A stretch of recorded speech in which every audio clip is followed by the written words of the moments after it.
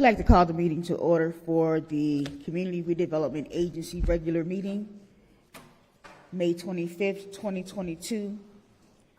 The time is 6:04 p.m. Madam Chair. Commissioner McCoy? Here. Commissioner Batal? Here. Commissioner Lawson? Here. Chair Pro Tem Lanier? Here. Chair Miller Anderson? Present. Also in attendance, Mayor Felder is not here. CRA Executive Director Jonathan Evans? Present. Attorney Chris Smith? Here. Attorney Opal McKinney Williams is not here. Director of Neighborhood Services Anita Jenkins is here. Director of Planning and Development Scott Evans is here. And CRA Clerk Maylee De Jesus is here. Thank you. We will have a moment of silence followed by the Pledge of Allegiance by Dr. Botel. Special thought for the children and teachers and families in Texas. I pledge allegiance to the flag of the United States of America and to the republic for which it stands, one nation, under God, indivisible, with liberty and justice for all. Do we have any additions, deletions, or substitutions for the agenda this evening? None for me. None from staff, Mr. Chair.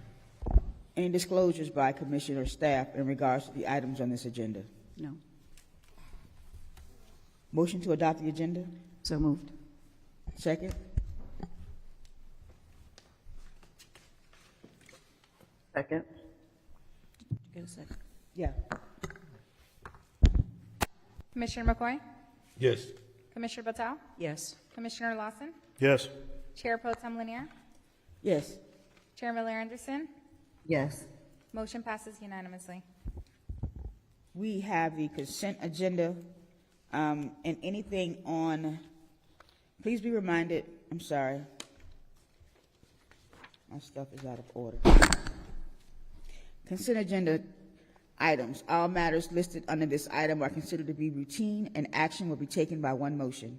There will be no separate discussions of these items unless a commissioner so requests, in which event the item will be removed from the general order of business and considered in its normal sequence on the agenda. A motion to approve. Motion to approve the consent agenda. Second. Madam Clerk? Commissioner McCoy? Yes. Commissioner Batal? Yes. Commissioner Lawson? Yes. Chair Pro Tem Lanier? Yes. Chair Miller Anderson? Yes. Motion passes unanimously. There is no unfinished business or presentations on the agenda. The next item is number 6A. CRA Executive Director discussion. There are no public comments for this item. The acceptance of public comment is now closed. Mr. Evans? Madam Chair, members of the board, I'm going to turn this presentation over to CRA Attorney Mr. Chris Smith. Madam Chair, same as your discussions on the city level, we have to have a CRA executive director, and we have to have a contract for the executive director. What we've requested is direction from the board.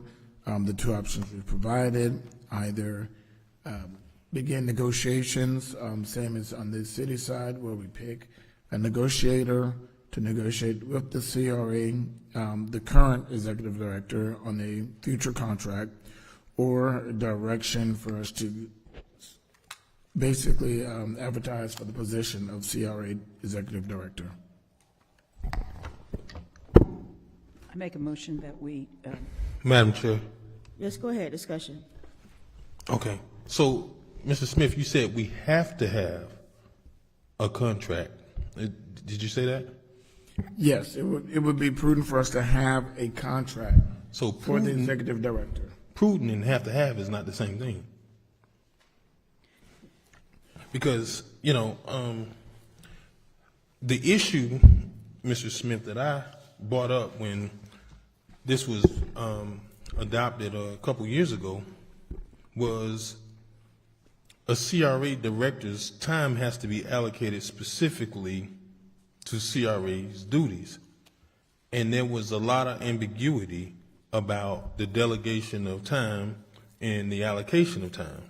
So you're saying we have to have it. Why do we have to have it if he's already serving in a different role?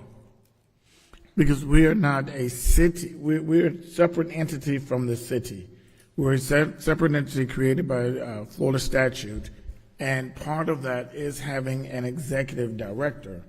So because he is the city manager, he's been serving in this position, but in order for us to function as an organization separate from the city, we need a separate director. And to have a separate director, we need a contract for that director. That's my point. It's exactly my point, what you just brought up.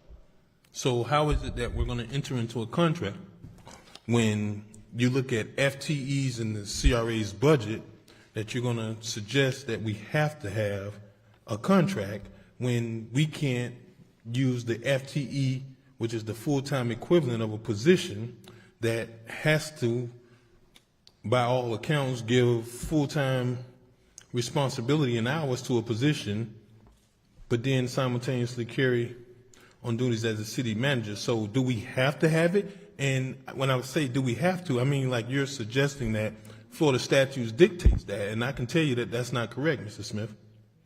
There's no mandate in statute that you have to have an executive director in a paid contract position. We are currently, if you look at, and it's funny that this is coming up now because we're currently going through that with our auditing right now, because we're currently functioning without a legal document extolling who is the executive director and a legal document regarding executive director.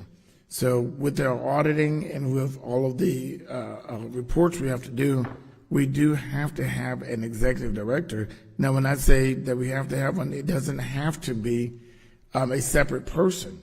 It could be the same person as the city manager. It doesn't have to be a separate person, but it has to be a distinction that this is a person who's the executive director and this is their agreement as to why they're the executive director. Compensation and everything aside, but we need to have a resolution and a contract for someone to be the executive director of this organization. Right, and that's my question. Those are two different things. A resolution I can agree with, but does have to be a separate employment agreement? Yes, if you're going to do a resolution creating a position, or not a resolution dictating who is in a position, yes, you would need a contract also to go along, like we do with every resolution we do. When we do a resolution to say we're going to work with JLL, we do a contract with JLL to spell out the parameters of our agreement with them. Mr. Smith, what you're saying to me is either you're wrong or we were wrong. So which is it? Because clearly he's been operating in this role for 2+ years without a contract. So which is it? So did we make some sort of misstep in making him the CRA executive director without a contract? Or are you saying now, right, there's no contract that actually is required? I'm saying, well, what you've done in the past, it would have been my recommendation to do a contract That- when you appointed him executive director. Okay, so, Mr. Smith, you didn't answer the question. It was very simply, should we have had a contract? Were Yes. we in violation of something when we didn't have a contract? I don't think you're, when you say in violation of the law, Or in compliance? in compliance with the law, I can't answer that question, and I apologize, Commissioner. I can't answer whether you're in violation of the law. But in business practices and the way that you run as an organization, it would have been prudent to have a employment agreement in place for the executive director when you appointed the executive director. Thank you, Mr. Attorney. Is that all the discussion for this item? So what do you want us to do with this item, Attorney Smith? What I would like the board to do is decide how they would like to proceed. If you would like to proceed, currently, Mr. Evans is the executive director. If you're giving, I need direction on, would you like to proceed with him, continue with him as the executive director, or would you like for us to go out to seek another executive director? If your wish is to proceed and to start negotiations, then what I would have to do is prepare a resolution to that effect for the next meeting for you to do that, and we begin negotiating with Mr. Evans on this future contract. Or if your position is that you do not want to proceed, then we'd have to start as an organization seeking another executive director. Madam Chair, Yes, go ahead. Mr. Smith, and I apologize if this seems repetitive, but I'm trying to draw the distinction between a resolution and agreement. We, as a board, selected Jonathan Evans by way of a vote, which ultimately, it was my belief that we were coming here to ratify or reduce this into a resolution. Are you suggesting we need an agreement on top of the resolution, and that has to be negotiated on? My suggestion is that we do, as you would say, ratify with a resolution. Okay. That we do a resolution from the CRA board saying that, yeah, we're going in this direction, that Mr. Evans is our executive director. Now, for that resolution, I would suggest we do an independent contract to go along with that resolution, spelling out the parameters and everything involved in an employment agreement with Mr. Evans, if that is what the desire of the board. A resolution alone, I don't feel is sufficient to move forward. I think we'll be in a better posture if we do a resolution and a contract along with it. Okay, thank you for clarifying. Thank you, Madam Chair. Any other discussion in regards to this item? Madam Chair, Yes, go ahead. I for one would like to see us negotiate on behalf of the city and the CRA with the intent of providing for an employment agreement that incorporates both the city and the CRA. Madam Chair, Yes, go ahead. just for clarity's sake, Mr. Attorney Smith, Yes. we can't have an agreement incorporating the city and the CRA. It has to be completely separate agreements, correct? Yes, sir. Okay, I just want to be clear on that because I was confused at what my colleague was stating. So we'll be negotiating a contract in regards to the CRA for the current executive directors, which we're asking for discussion and direction for tonight. Thank you, Madam Chair. Yes, so it says negotiate on behalf of the city/CRA with the intent of providing for an employment agreement that incorporates both the CRA and the city. What does that mean? Ms. Brett. Well, what I think the intent behind that was to do a dual track. You have a team negotiating with the city manager now for the city manager's position, that same team would negotiate with him on a separate contract for CRA director. That there are two separate and distinct positions, but because you're dealing with the same entities on both, that it would seem more economical for the same team to negotiate both contracts at the same time.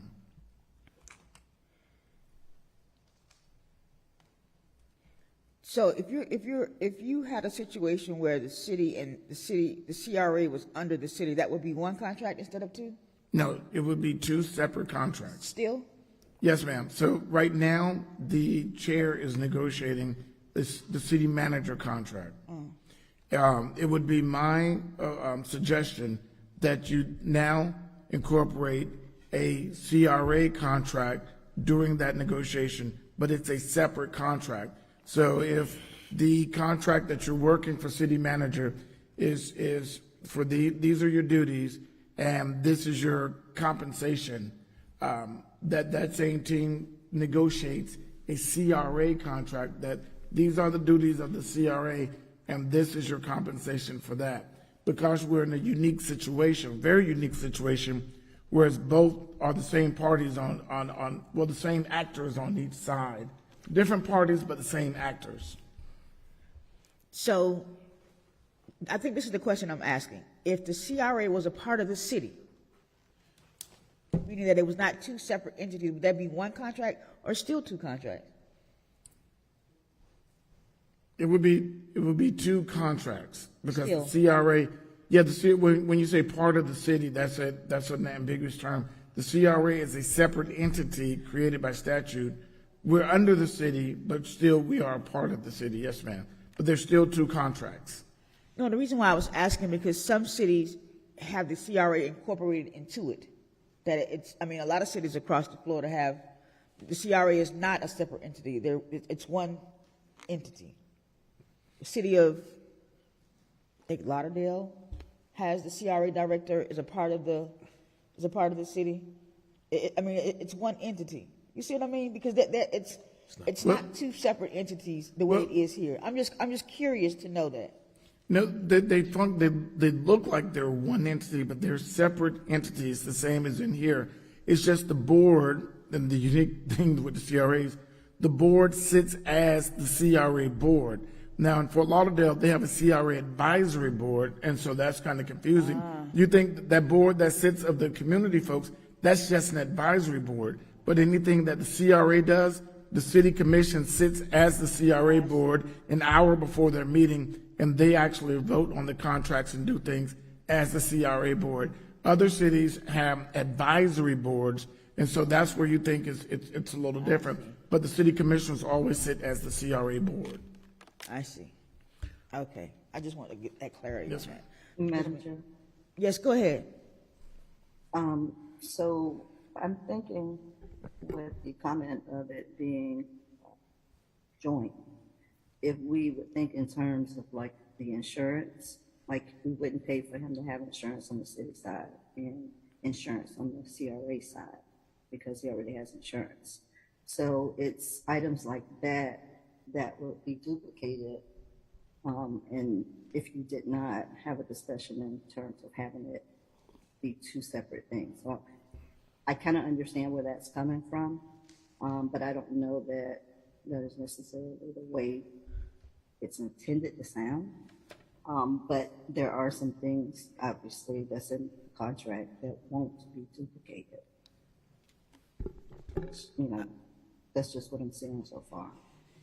No, I agree with that. I agree that items like insurance would not be duplicated. And there may be other items that cannot be duplicated as well. I think that's the purposes of us trying to figure out how we're going to negotiate this, because it is two separate entities. It's two separate contracts, but it's one person doing it. So a lot of those items cannot be duplicated, not for the purpose of a contract anyway. Madam Chair? Yes, go ahead. Perfect. It cannot be duplicated. And that goes back to my question of Mr. Smith. You said this is a very unique circumstances. And, it begs the question that I know there are provisions in employment agreements that you can't take on employment that's clearly a conflict of interest.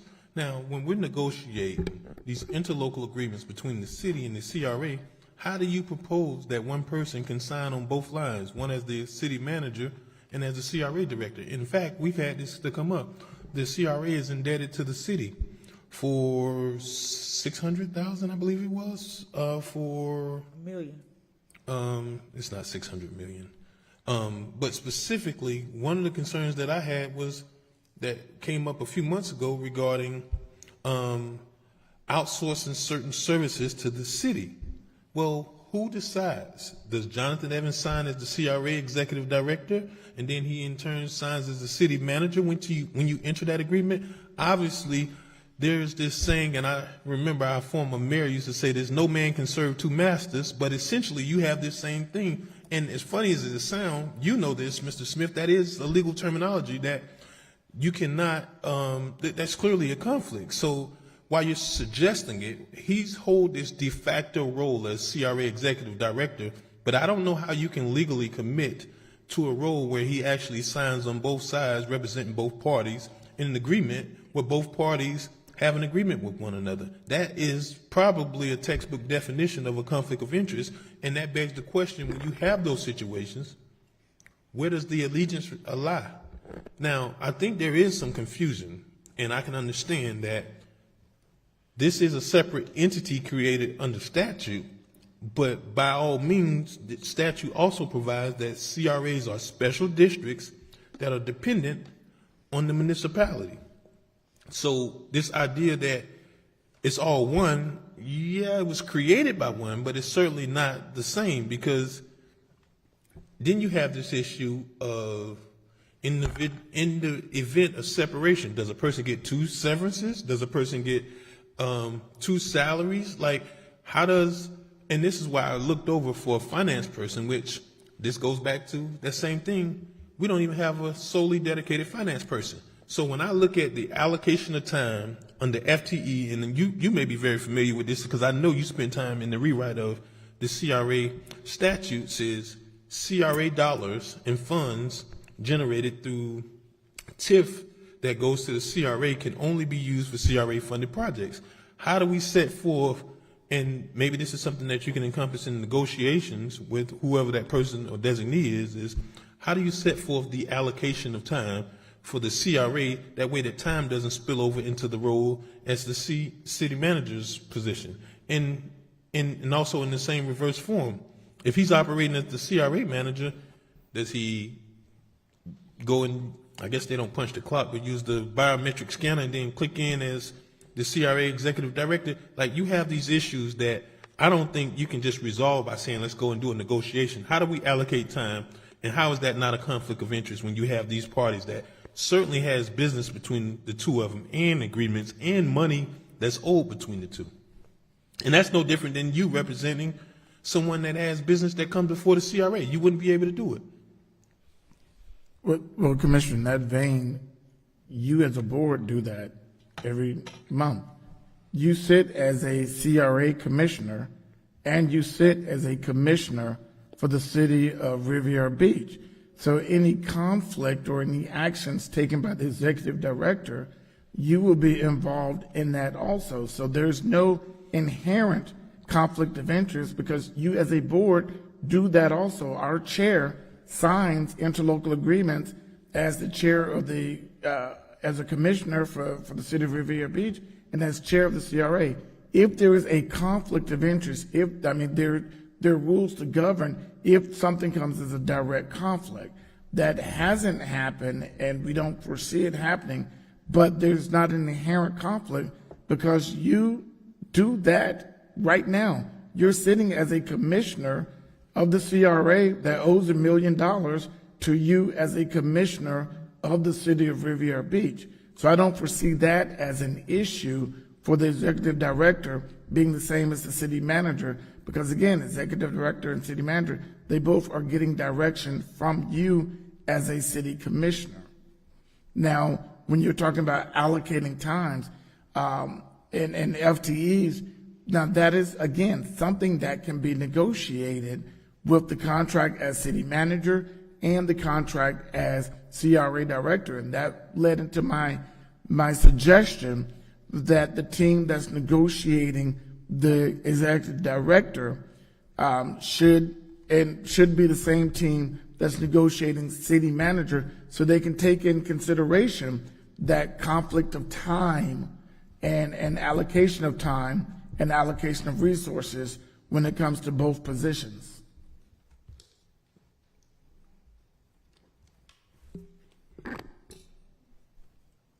Thank you. But I did want to ask too, because I'm coming back to what I had said before. I still want to ask, because I've seen where the city manager and the CRA director are the same person in certain cities, many cities. How is that negotiated? Because I think that we can have some feedback from how they do business. I'm sure, I know there's 2 or 3 down south that have the CRA and the city manager as the director of both entities. They have separate contracts. Now, if you want... Oh, they have separate contracts? Yes, that okay. CRA is a separate contract from being the city manager. And CRAs of certain sizes, they do that. There are some that have that unique situation of the same person, and the larger CRAs have their own executive director. But that is a choice of the board. That's a policy decision for you to make, whether you would like to keep the same one or have a separate person. Right. Madam Chair? Yes, go ahead. Thank you.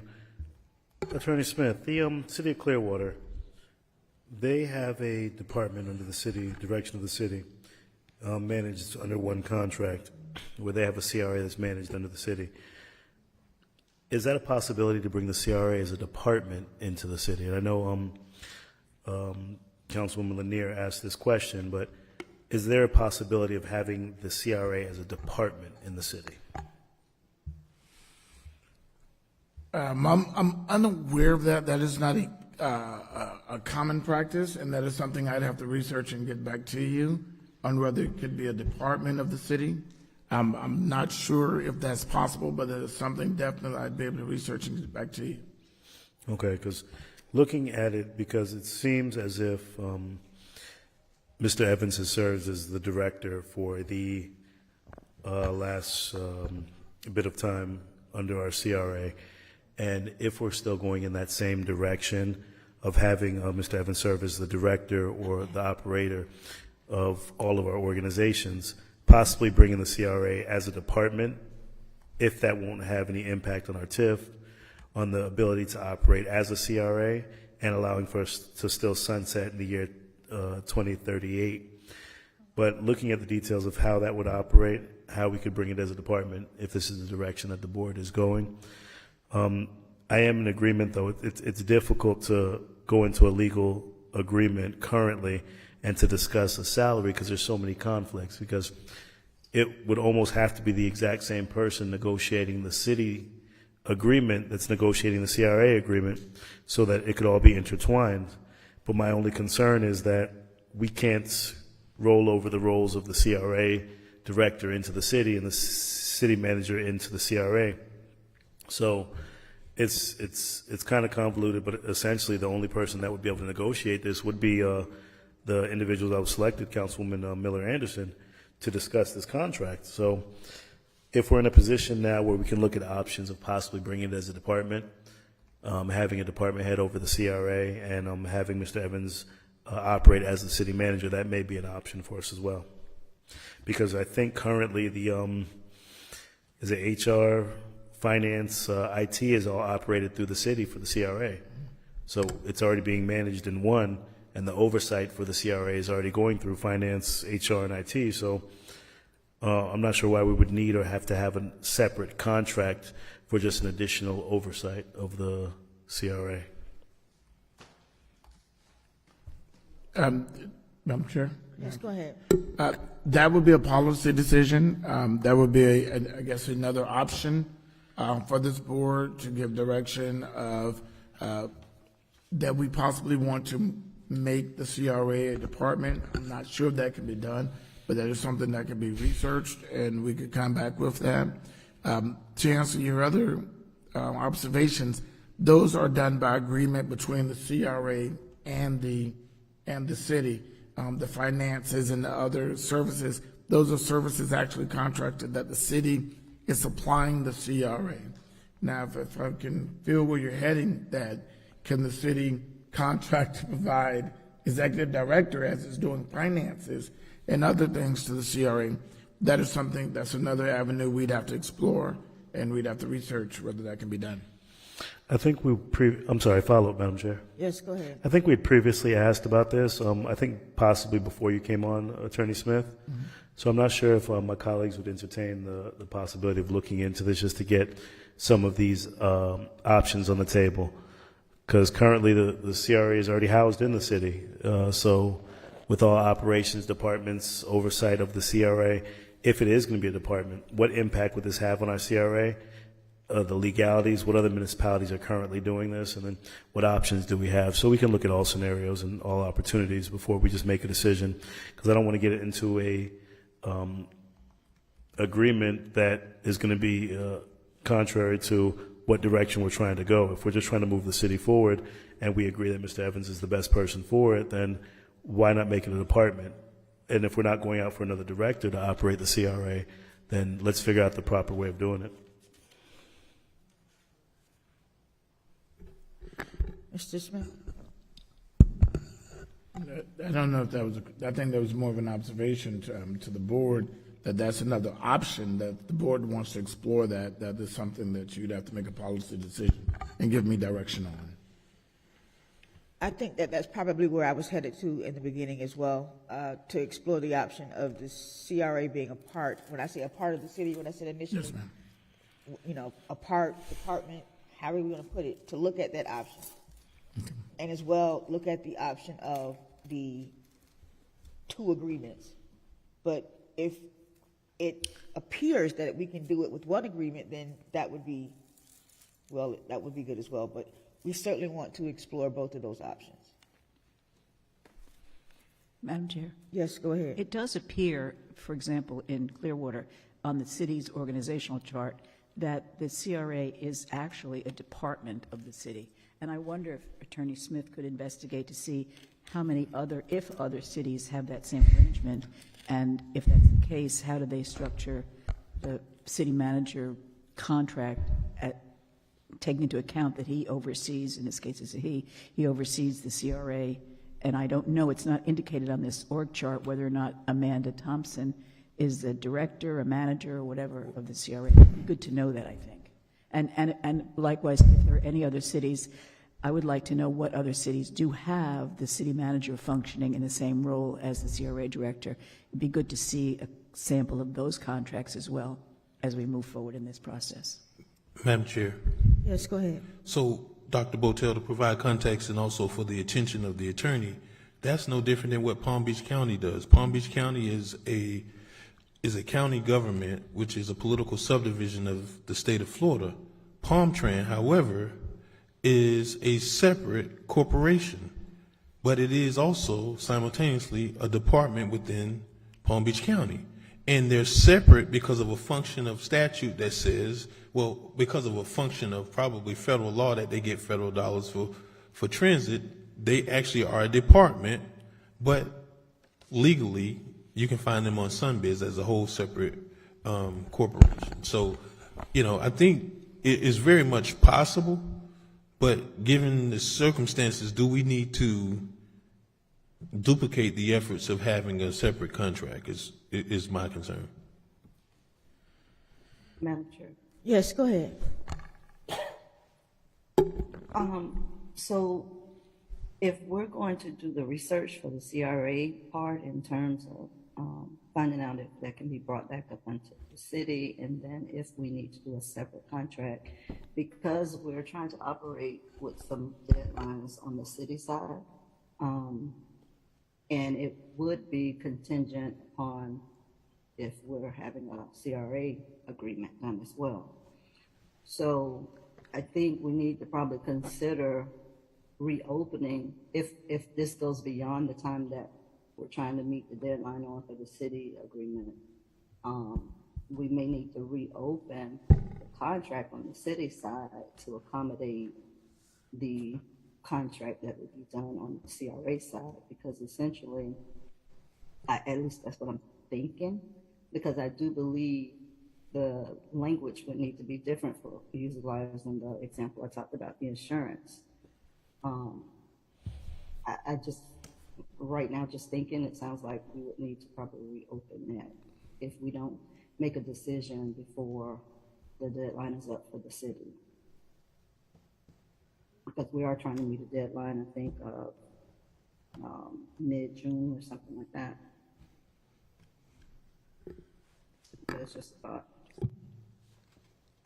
I understand the process of ensuring that the contract for the city manager is in place before it expires, but we also want to explore these options of having 2 contracts, 1 contract, or the CRA being a department of the city. That's 3 things that we need to get information about. But I don't see why it would hold up the city manager's contract. That can proceed, because we're still trying to figure out this side of it. So we definitely need to make sure that we have those 3 options, or at least explore those 3 options to see what's best for the city. Well, Madam Chair. Yes, go ahead. That's fine. One of the other things, I think I probably heard a few benefits mentioned, but this gets really, really sticky. What happens to accrual of vacation and sick time? Does a person simultaneously accrue that? Because I know specifically the manager's contract has language to the extent that they shall take, this shall be their full-time job, and they can't pursue any other full-time positions or something of the effect that it has to be approved by the board, and it can't conflict. But if you're having the manager operate as the manager, for example, let's say from 9 to 1 and then shift over to 101 to 5 as the CRA executive director, how do we look at what the time accrual is on how does he accrue vacation? How does he accrue PTO and some of the other fringe benefits that comes along with these positions? I mean, you can't possibly believe that a person can accrue that in double fashion, because that would put both employees at the CRA and the city at a disadvantage, because they don't have to put in, they have to put in a full amount of time to accrue full amount of benefits. And certainly I wouldn't want the manager to have a situation where he's accruing, 25 hours a year in sick time or whatever that is, 40 hours a year in sick time in the city and also simultaneously on the CRA. That just, from a practical perspective, doesn't make sense, or even is even palatable that you can do that. Madam Chair. Yes, go ahead, Councilman. And that goes to my point of what I was trying to say about if we're going to move forward with the city and continue the timeline that we're on, obviously every section in the contract that stands as of right now, those are the things that are being negotiated. So that is why I'm saying, if we're going to move forward with the city one and haven't closed that and close that out before we make a determination on getting those three things that Chair Pro Tem Lanier mentioned, we may have to go back and open it up, because that's part of the negotiation. I mean, I just said, that was my whole point in saying there's some things we're not going to want to duplicate. And so that would be having to look at both of them and make a decision.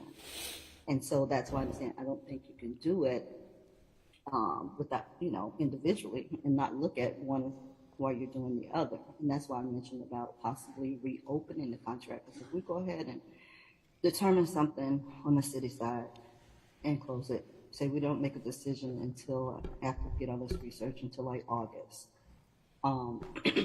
At that point in time, we would need to probably go back and reopen the city contract in certain sections that would be duplicated on the CRA side. So that was my point in saying about things being duplicated and possibly reopening certain sections of the contract, because it would need to be discussed in terms of looking at both sides. Madam Chair? Yes, go ahead. So I guess we just have to make a decision as to how we're going to proceed with all the information that we're waiting on. Attorney Smith, we just need to get the information on details of making the CRA department under the city. The city of Clearwater city manager was hired, I guess, 2021, salary of $230,000, and he has oversight over all the departments, including the CRA, with a population of 110,000 people. It's a possibility to bring it as a department as long as the finances are managed separately. But from my understanding, I just want us to do some research so my colleagues can be comfortable with how we negotiate. In the interim, I don't think we stop with negotiations of the city manager's contract, because whichever direction we go, we're going to have to negotiate a CRA, either new director, bringing it as a department, possibly hiring a director to work under Mr. Evans, or negotiating a salary where we incorporate some type of employment or educational advancement, something where a salary can be negotiated in, outstanding of the contract that's negotiated on the city side. But as of right now, I think we proceed, we move forward, and we wait on Attorney Smith to bring the information. Colleagues, if we want to do a special meeting, once Attorney Smith has that information, we can do that. But let's just kind of move forward, get the information from Attorney Smith, and just kind of keep moving. If we have to amend the contract, I'm sure we can amend it. Mr. Evans isn't going anywhere, so if he'd be amicable to allowing us to negotiate that contract and amend that contract at another date, we're trying to lock him in. So essentially, if we're all on the same page, let's get the information and just move forward. Yes, go ahead. So I haven't seen the agenda for next week yet, but is it possible for us to have a special CRA meeting? Is 1 week enough, first of all, for Mrs. Smith to try to get some of this information? And then if so, can we have a short special meeting for CRA before our city meeting or after the city meeting so that we can figure out where we're moving? Because like I said, we're still meeting for the negotiation of the city contract. And I think that would be helpful to know where we're trying to go. I don't see a problem with us having a special meeting to decide that. I think that what needs to be clear is the direction that we're moving. We're moving in the direction of, we know that we have a city manager's contract that's in negotiation now, and we also need to negotiate Mr. Evans's position as a CRA director. What we're looking at is that, are we doing two separate contracts? Are we going to do one contract and make the CRA the department of the city? Or are we just going to pursue this one contract? So I'm sure you understand now, Mr. Yes, Smith. which way we're yes, going. ma'am. So the direction I'm taking from the board is to gather as much information as soon as possible regarding options and how other CRAs, including Clearwater and others, have it as a department or not. Let you know how that would look and the structure of it. And so that is another option. So then your two options would be make it a department, and so it's part of his contract negotiations with the city thus far for city manager, or option B, develop a separate contract for him as executive director and keep it separate from the city. I need to give you pros and cons for each of those two options as soon as possible. Yes. Madam Chair, if I may. Yes, go ahead. With respect to the option that was proffered related to the CRA functioning as a department under the city, there are other models that have that, but we are going to have to deploy some additional resources from human resources to finance, because it may be a department, but then how it touches and interacts with the government entity is going to have to be reviewed as well. So there's a little bit more research that's going to have to be provided. So we can probably get you the shells, but when we get into the meat and potatoes, we're going to have to look at all the bylaws, the contracts, the agreements, and that. So it's a pretty extensive process. So I do want to manage the expectations that if the board said we wanted to create a department, there's a transition period that would have to occur to facilitate that, and we would have to spin up or resolve any conflicts that may happen as we look to put those pieces together. So I just wanted to tell the board that it is pretty extensive research that would have to be done to get you to a point where you can make an informed decision if this is the direction you would like to go. Okay, very good. Madam Chair. Yes, go ahead. Mr. Evans, is the agenda long for next Wednesday?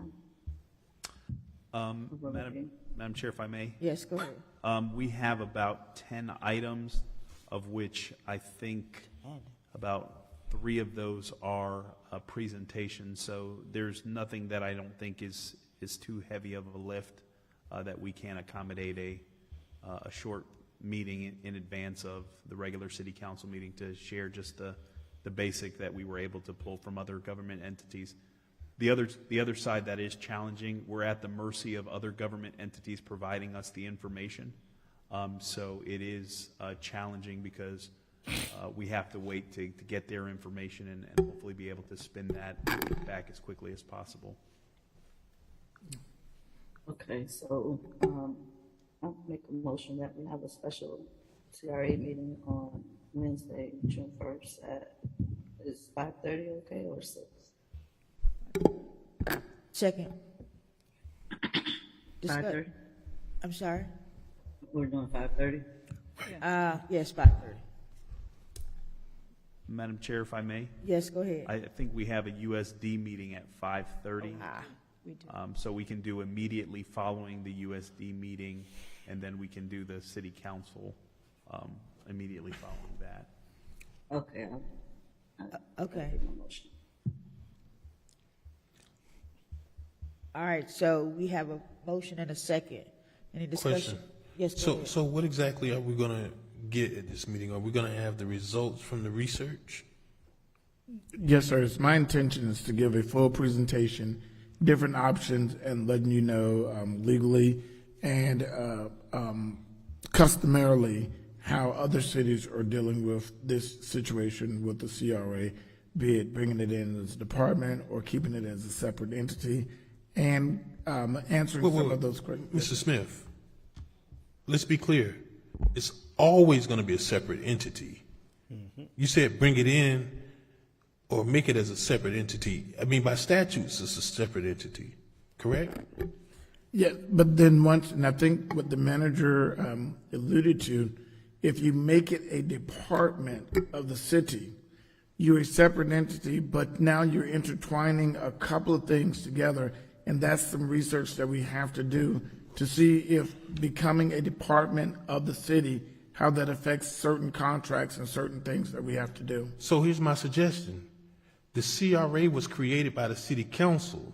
If what you're suggesting is what you're going to bring us back, the CRA is a dependent district on the city council. Why do we need a separate meeting unless we plan on taking official action in the CRA meeting? Why can't we bring that back to the board that actually created it, and that's the city council? Because if you're talking about creating a separate department within the city, it's appropriate that you have this discussion at the very board that created the CRA instead of creating it another special meeting. I think the special meeting would be, so as the city, as the CRA, the board would have to give the commission board direction or approval to do if you make that decision. So the city commission couldn't just meet and say, okay, based on what we found, you're a CRA, you're a department now. I would suggest that the CRA, for lack of a better term, submit to being a department, and then you take it in as a department of the city. That's totally if it's possible. Okay. All right. I just want to make sure I understand when we get back here, nobody's looking around and we're kind of confused. And I hope the meeting notice is clear on what the expectation should be. That's all. I just want to make sure that we were clear on what that's going to look like. Madam Chair. Yes, go ahead. Well, I am hoping if we are comfortable with the information that we receive and we're able to make a decision, I'm hoping that we can decide which way we're going to go, because I do still believe it will impact the negotiation on the city side. So if we are able to, based on the information that we get, if we're able to make a decision that night, I think it would be helpful to make a decision on which way we want to go so that the negotiation on the city side can continue. Okay, so we are for our meeting on Wednesday. Any other discussion on this item? Madam Clerk, next item. We're going to vote? Oh, there was a motion and a second on the floor. You're right. Who was Go the ahead. second? And technically, it can It be was a called by motion- the... Hold on a second, sir. Commissioner Miller Anderson made a motion. Right, and who's second? I second it. And Madam Chair, my question also was, do we actually need to take a vote? A meeting can be called by the executive director and or the chairperson. So, I mean, There's a motion and a second on the floor. it's a question. There's a motion and a second on the floor. Okay, but I still for a have the meeting right to ask that a is question. on for Wednesday. You want discussion on that, you can go ahead. My question is, if this is going to be called, does the CRA executive director and the chair not have the ability to call a meeting? Madam Chair, if I may? Yes, go ahead. Yes, we have the ability to facilitate the meeting. Okay, so what really is the purpose of us having a roll call vote then? If that's the plan, and then, you know, for all intents and purposes, do we now commit him to this time frame of getting this done in a week? You know, so, I mean, if they can call the meeting, then...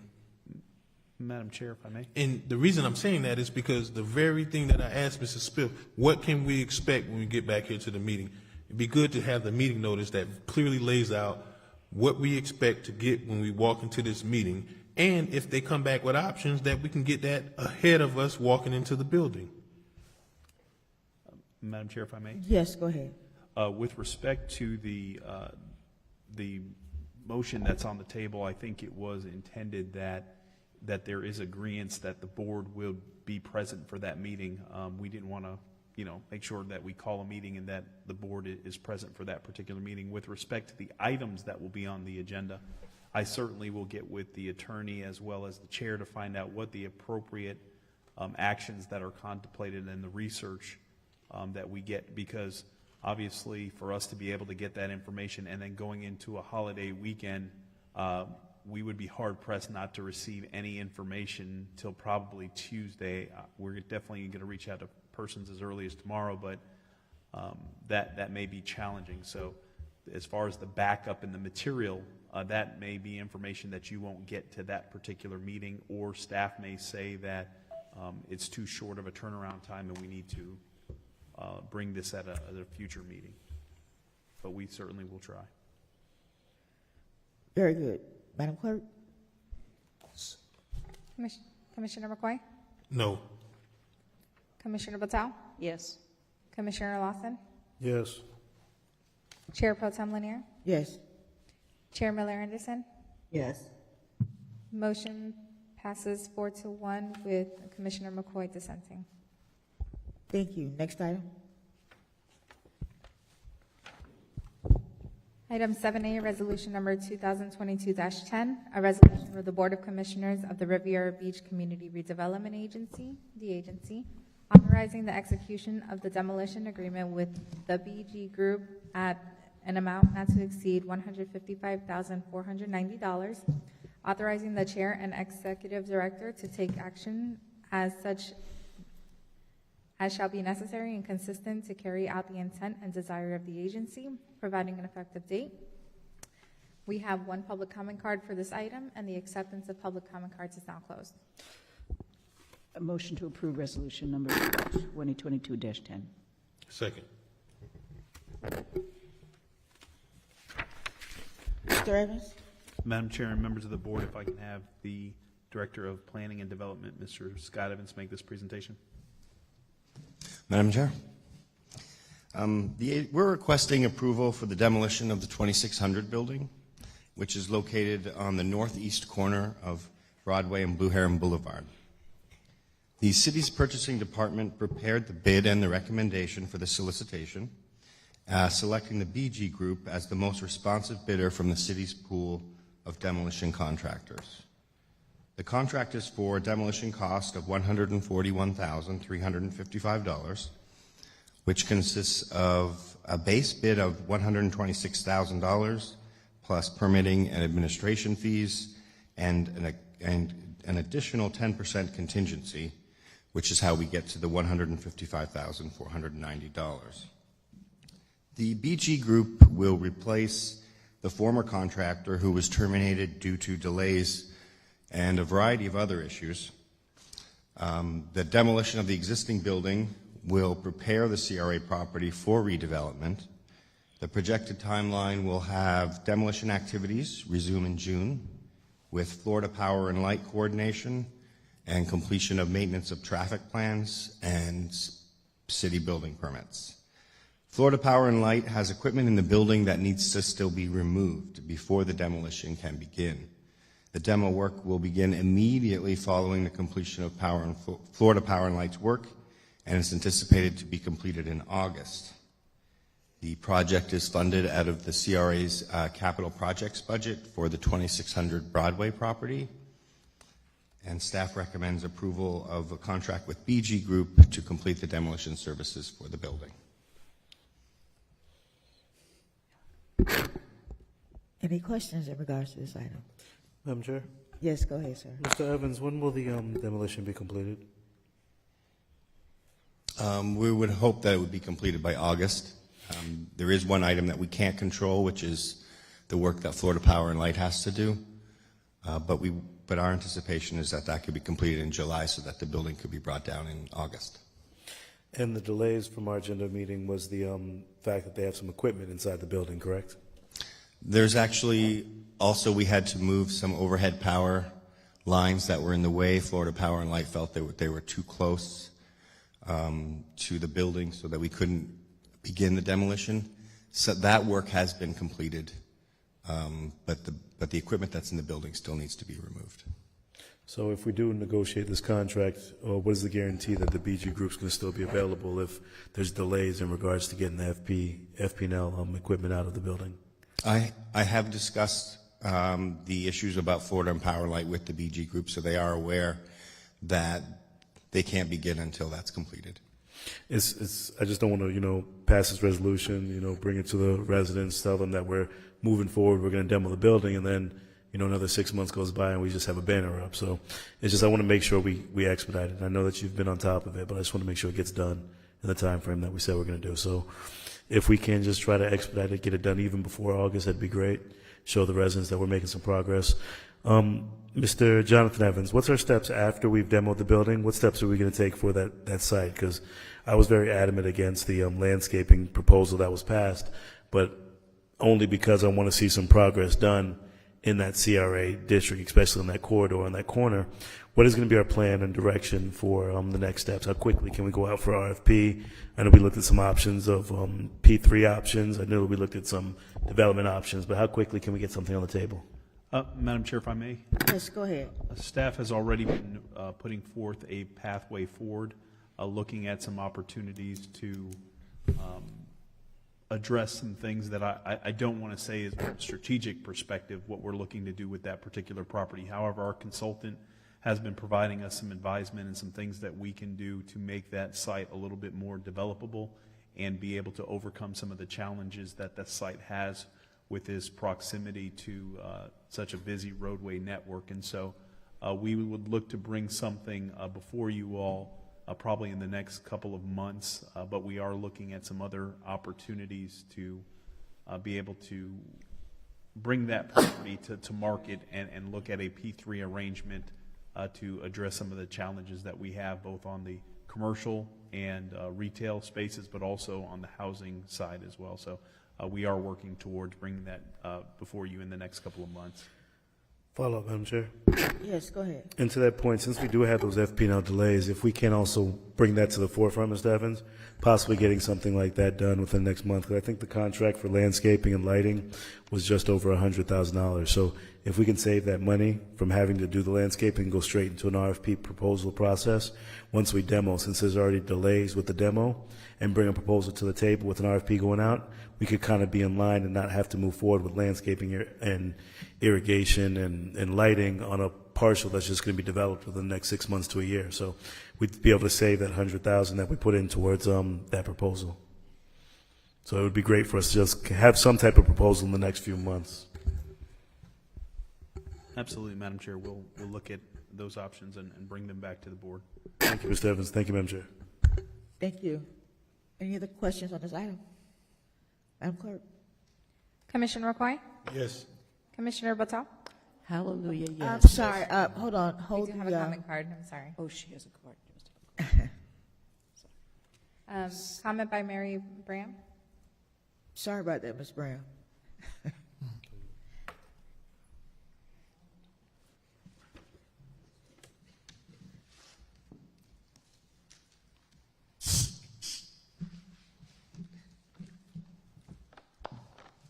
Can you hear me? Yes.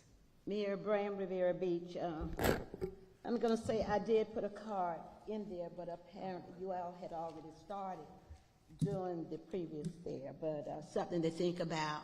We do not want that CRA. It should remain as an entirely separate entity.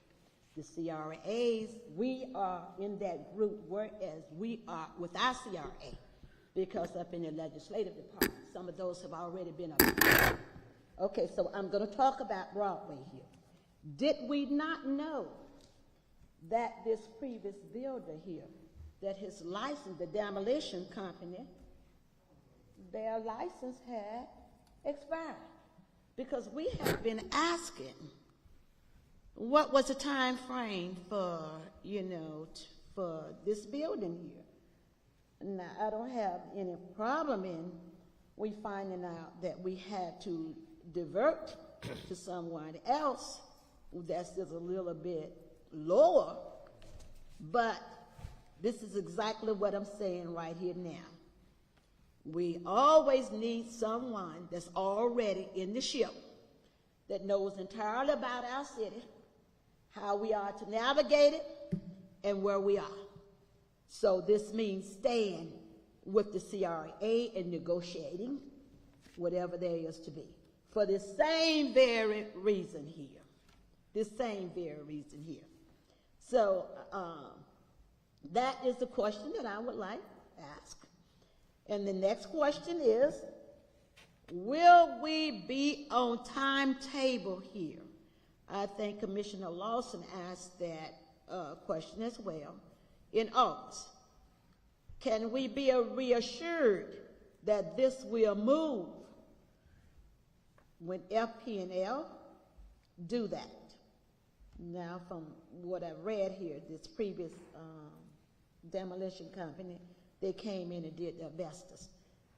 Did we pay them on off so that we can be rid of them, so that we can proceed and do the things here for our Reimagine to move our projects here on here? So my question is now, is this timetable on your time calendar? You said in August. Are you reassuring the city here that this will be done in August, proceeding that you would not have any upcoming problems? And this new demolition company, is they going to be the one to proceed doing the accuracy of what we need to have done here? Thank you. So I'd like those questions answered. Thank you. And I'm not going anywhere until they're answered. Thank you.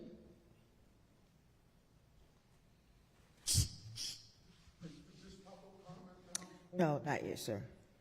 Not yet. Oh, all right, very good. Madam Clerk? Commissioner McCoy? Yes. Commissioner Botel? Yes. Commissioner Lawson? Yes. Chair Pro Tem Lanier? Yes. Chair Miller Anderson? Yes. Motion passes unanimously. Next item? 7B, Resolution Number 2022-11, a resolution of the Board of Commissioners of the Riviera Beach Community Redevelopment Agency, the agency, approving an agreement with Lambert Advisory, LLC, for an amount not to exceed $30,500 to provide professional consulting services for the 1851 Broadway redevelopment project, providing an effective date. We have one public comment card for this item, and the acceptance of public comment cards is now closed. Motion to approve resolution number 2022-11. Second. Mr. Raymond? Madam Chair, members of the board, if I could have the Director of Planning and Development, Mr. Scott Evans, make the presentation. Madam Chair. Okay. Staff is requesting approval of a contract with Lambert Advisory to provide us with consulting services which will advise, prepare, and develop and negotiate a public-private partnership agreement for redevelopment of the city and CRA property, which is located on the south side of 19th Street between Broadway and Avenue E, and it includes the former Miami Subs site. The CRA acquired that site in late 2020 for purposes of making the site available for future development. And of course, it's contiguous to the city-owned property, which is located on Avenue E. And together they are approximately 2.2 acres. The CRA board approved the demolition of the existing building on April 27th, and the work will be completed in June. And the site will receive a sod following demolition. Lambert Advisory has a continuing services contract with the City of Riviera Beach for public-private partnership services, and the city has 3 firms under contract. The Lambert Advisory firm was recognized during the selection process as the best residential advisor and had been proposed for this project. The firm of Jones, Lang, and LaSalle was recognized during selection processes as being ideal for the Marina Village Phase 2 project.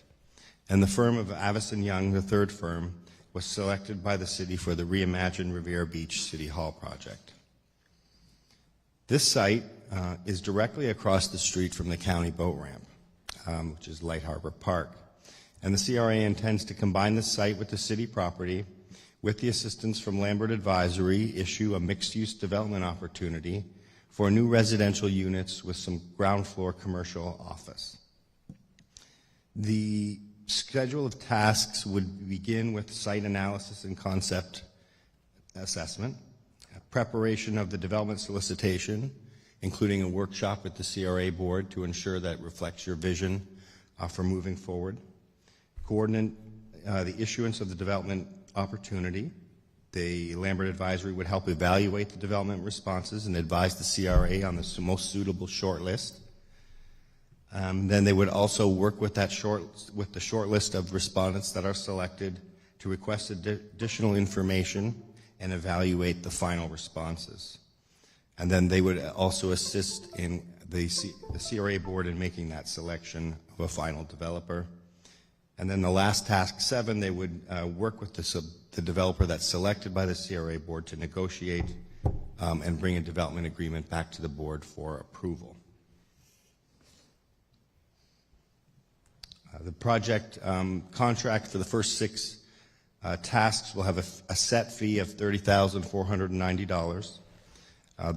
The timeline for the project will be 1 year, and staff recommends approval of the Lambert Advisory firm to assist us in moving this redevelopment opportunity forward.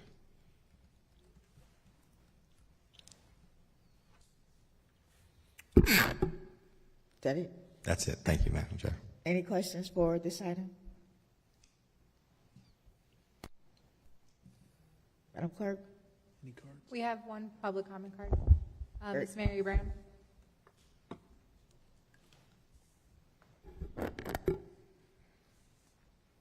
Mary Brown, Riviera Beach. I still want my question answered.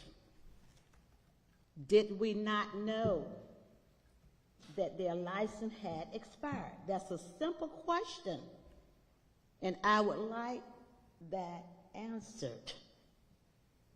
Did we not know? Simple. When did we discover this? After we proceeded into the job? These things are pertinent to any project that cause a delay. So I want my question. Yes, ma'am. We'll answer your question at the end of public comment. Could you comment on the item that's before us, please? Now, this resolution here, the Miami sub. Now, are we on target here as well to move these things along? I need somebody. If Scott Evans, you're responsible, I need for you to be in that tower. That when we come here, if we're going to reimagine anything in this city here, we have to be on target.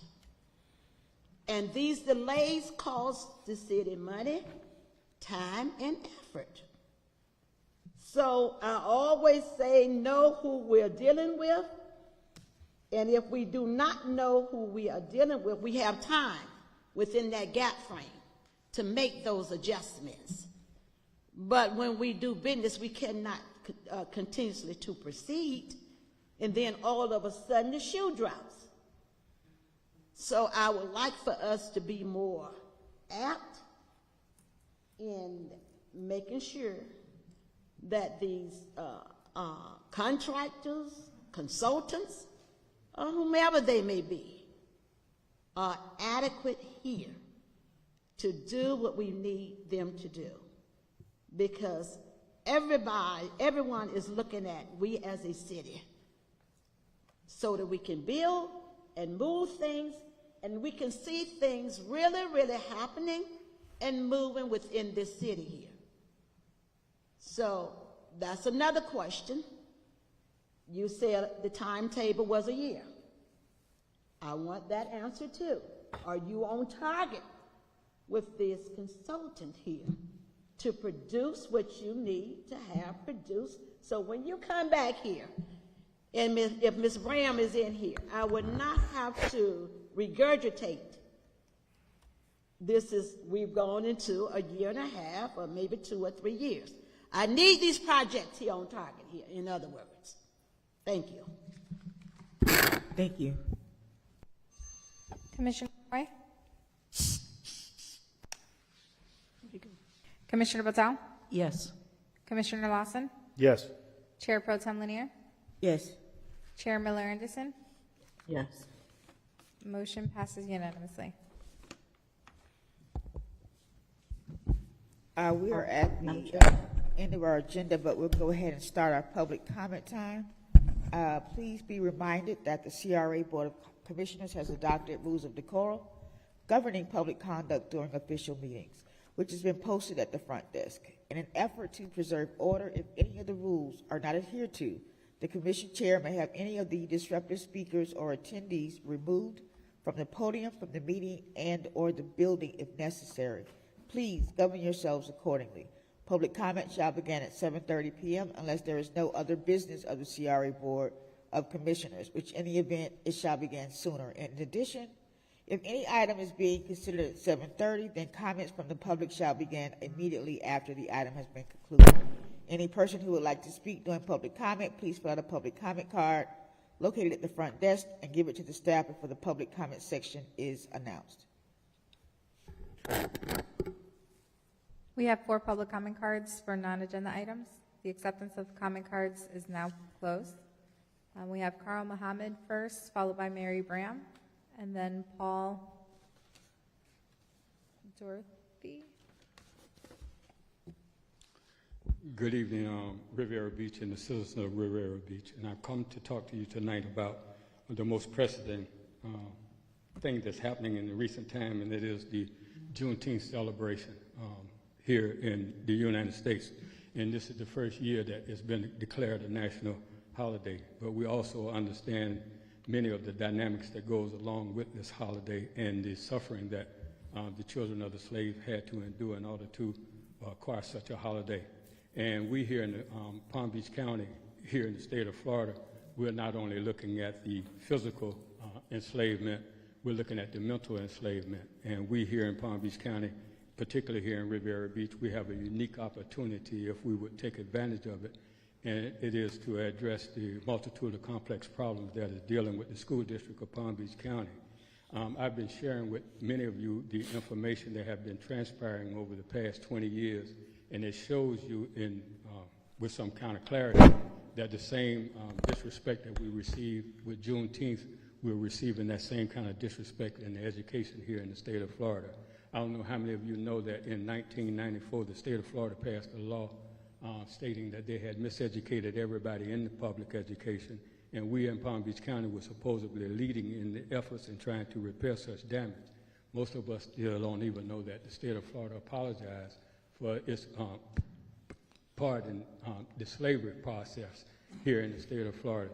There's a lot of things that we need some clarity on, but I also had the opportunity to talk with our city manager, and I know some of the fears and apprehensions that comes along with dealing with what some people are calling critical race theory as opposed to calling it actual knowledge of the reality of human beings here on the planet. And with that kind of fear, fear is the mother of doubt, and it keeps you in a state of inertia where you don't move. And I'm hoping that as the board, because we do have a decent relationship with everybody, I'm one of the senior citizens here in the city of Riviera Beach, and I'm asking you if you would join me in this particular Juneteenth celebration to do more than just dancing, singing, and all of these other things that we've been doing for the past 20 or 30 years, that kind of foolishness. I'm asking you if you would embrace the idea of the new educational transformation that is needed for the state of Florida, and we have a unique opportunity here in Riviera Beach. And you know that Riviera Beach has been always identified as the black city.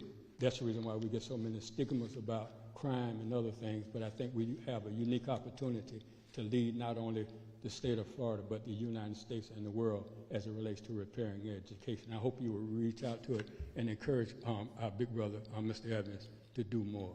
Thank you for the opportunity. And Mr. Lawson, we need your help. Thank you. Thank you. Ms. Mary Bram, followed by Doretta Pulse, and then Greg Morey. Mayor Bram, Riviera Beach.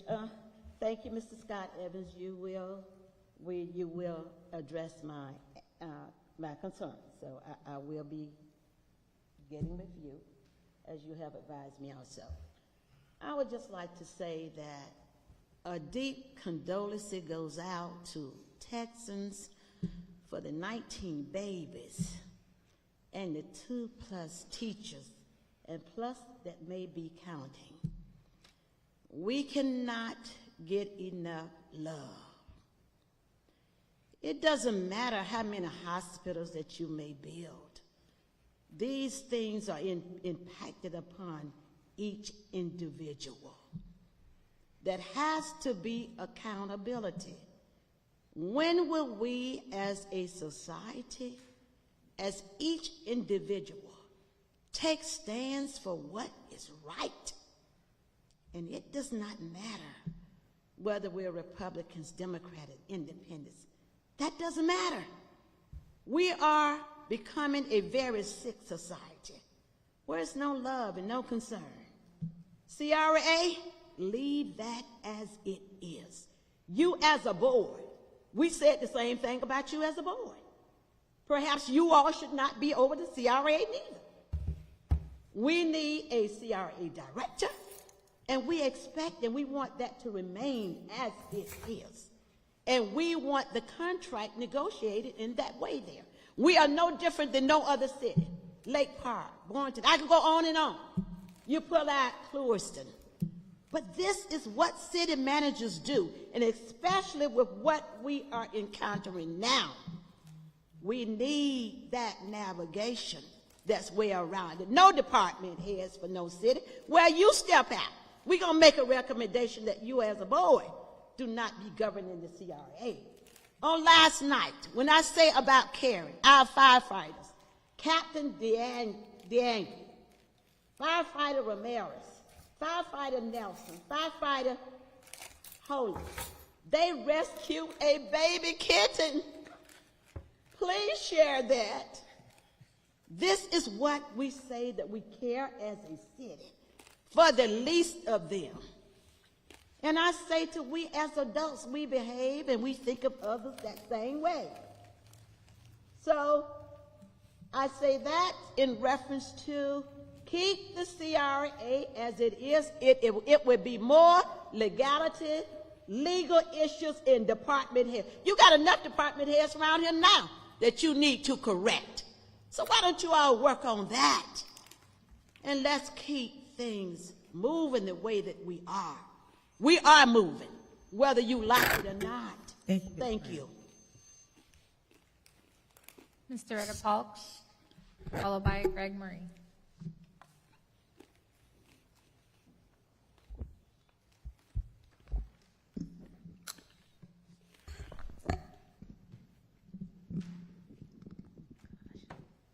Good evening. My name is Doretta Polk, and I'm a citizen of Riviera Beach. I just want to commend Mr. Jonathan Evans.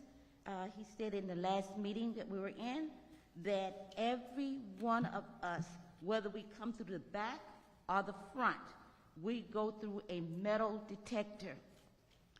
And I'm thankful that this is now being applied, and everyone, no one is excluded from going through a metal detector.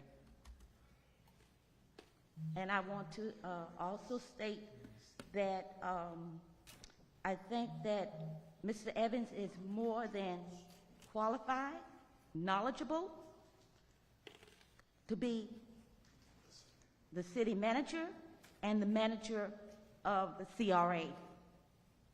I'm glad you all are going to be having more details concerning this, so this can be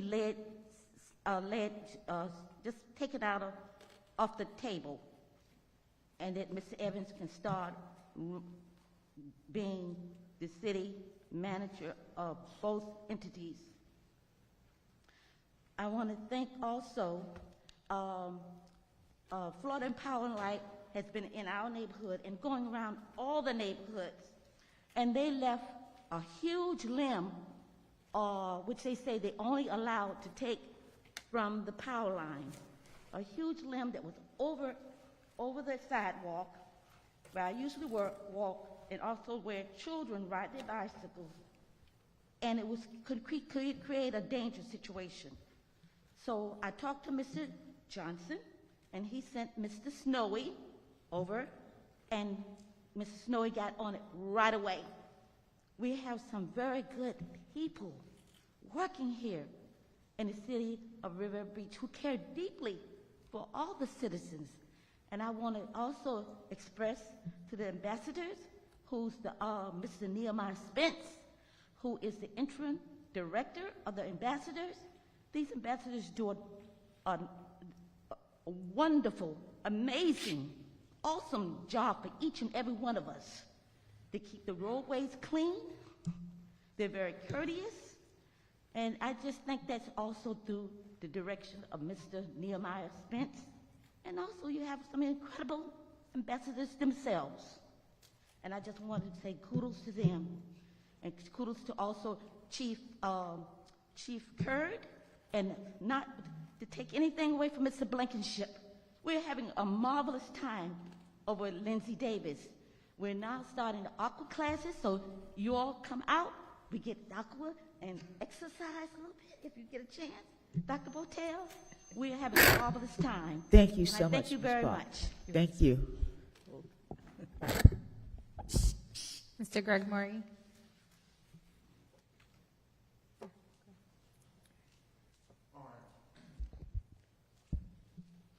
I want to introduce myself. My name is Greg Morey. I grew up in this city on 21st Street. My grandmother's house is a pioneer house. Wayne Heisinger bought it. We had an understanding. See, this is a state senator calling me from Boston right now. I'm in a history book with the Kennedy family. And Vicki Kennedy and Joe Kennedy, and that's just, wait a minute, let me just, state senator. It's a state bigger than you guys. Jimmy, you there? All right. Well, he's bigger than you guys. I just wanted to say that. I need to explain who I am. I had a verbal agreement with Wayne Heisinger and Carlos Videra. I've known this man for 25 years. And I've lived through different mayors, Mastersons and Billy Brooks and different people. For 60 years I've been doing this. He knows all about, he has all the history stuff. You got to dig up the history, because you can absolutely have Joe Kennedy come here. So one of the world's richest men picked me to do the interview of the John F. Kennedy boat, which is the Honey Fitz. The Honey Fitz boat landed behind my grandmother's house. Carlos Videra knows, I know the world's richest people. They're right here. They're right behind us. We know them. I'm in the history books with the Kennedy family, with the world's richest people. So I'm going to give some evidence to Scott Evans. Scott Evans is missing a history book in the CRA. That history book that's in his office, someone swiped it. And that history book got the inventor singer-sewing machine there. The inventor singer-sewing machine? That's how Singer Island became Singer Island. So I'm going to give this to him, and you're all witnesses to this. Billy Brooks was the one I was working with, and Mayor Masterson. You should play this on there. The man that picked me to do the interview owns Speedway gas station. I mean, that's a big guy. It's not a little. His name is William Kallop, K-A-L-L-O-P. So I'm going to walk over to here. He has all the, find the history book. If there's one history book, there's got to be another history book. We're talking about inventor, singer-sewing machine, the Kennedy family, William Kallop. Wayne Heisinger said he's going to give me $1,500,000 for my property. Right over here, he only gave me $1 million. Carlos Videra is a professional shark. He's a shark. He knows how to lie and manipulate every single one of you people here. Thank you so much, sir, So for your you comments. got to be careful of these Yes. guys. Thank you so much. He's a danger. I know. And I got Yes. him a license. Thank in you, sir. Massachusetts. Thank you for the so much. Casino. The Thank you. casino. The FBI, everybody's going to get involved. Thank you, sir.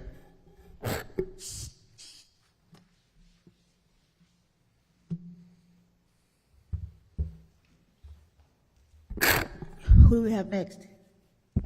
That's all for public comment. Thank you. We are at the discussion by the executive director. I'm sorry, before we go forward, let us answer some of the questions that were asked during the public comment. One of the questions was the timetable for the demo and also the timetable for the redevelopment for the Miami Subs project. And I think that those timetables should be posted for the public to know about what's happening and how it's going to work. Mr. Evans?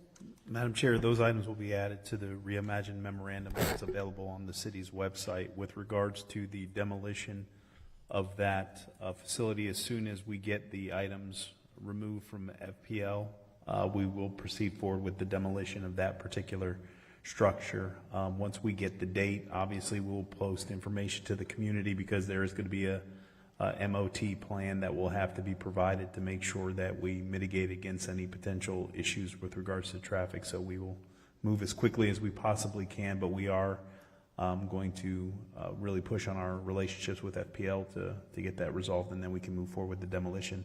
With respect to the Miami Subs parcel, I think that parcel is slated to be demolished immediately following the demolition of the library, which the library demolition, staff is still working on the MOT, but most likely will probably happen within the next 7 to 10 days. You'll start seeing some demolition on the old library campus, and then once that's complete, that project should take about 10 days or so, and then they will move to the Miami Subs property. Once that property is demolished, we look to be prepared to bring something before the board to consider what are some options related to that parcel, and how do we unify the title on the property, because you have a situation where the city owns the back half of the parcel and the CRA owns the front half, and so we're going to be bringing that before the board with some options here in the next little bit of time.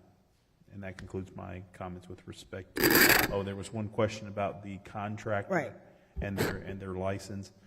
Their information was current when the contract was let, and then our building official, as they were checking the site, came across that information. The contractor did cure that issue. However, there were still some outstanding issues and some concerns that we have, so that's why we brought the item before the board to sever the ties with the provider and then move with another contractor who is moving very quickly to bring that facility down. So that means that there's 3 timelines that need to be posted. The timeline for the Miami Subs project, the timeline for the 2600 project, and the timeline for the library. Yes, Madam Chair, that all that information will be available on the memorandum that will be posted probably in the next 7 to 10 days. 7 to 10 days. Any discussion by the executive director? No, Madam Chair. Discussion by the general counsel? None, Madam Chair. Discussion by the board. Councilman Lawson? No, Madam Chair. Councilman McCoy? No. Councilwoman, Madam Chair, Miller Anderson? Yeah, the only thing I wanted to mention was on last week, we had Lisa Johnson came in and spoke during public comment about the mental health workshop that was going to take place this Saturday. It's been canceled. She lost her sister unexpectedly, very suddenly, a few days ago, and so it's being canceled. So she just wanted to communicate to everyone that it will be rescheduled at a later time, and of course, thoughts and prayers for her and her family regarding her sister, loss of her sister. Thank you. Thank you. Councilwoman Littell? No, thank you. My only comments are, I again give condolences for the families in Texas, the families in Buffalo, and gun control is out of control. So please call your legislators, call anyone that you can in terms of representing you in government for gun control. Thank you. Our meeting is adjourned.